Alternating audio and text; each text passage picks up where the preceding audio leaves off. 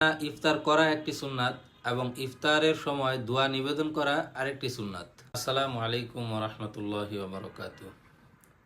রমজানের বিশেষ আমল সমূহের নতুন পর্বে সকলকে মোবারকবাদ। ইফতারের সময় দোয়া করা। ইফতারের সময়টি নানা কারণেই বিশেষ গুরুত্বপূর্ণ। এই সময়ে সাধারণভাবে দোয়া কবুলের কথা বিভিন্ন হাদিস দ্বারা প্রমাণিত।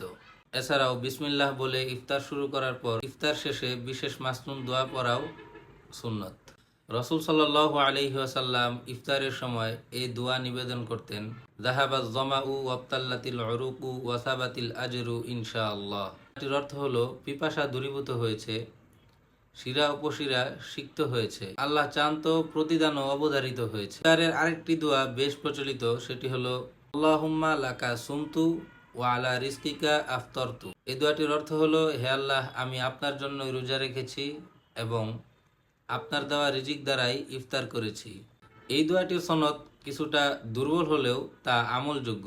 তাই সারাদিন ক্ষুধার্ত থাকার পর ইফতারের সময় ইফতারের ব্যস্ততায় আমরা যেন ইফতারের মাসনুন দোয়াসমূহ ছাড়াও আমাদের প্রয়োজনীয় যে দোয়া আল্লাহর কাছে চাওয়ার দরকার তা যেন ভুলে না যাই।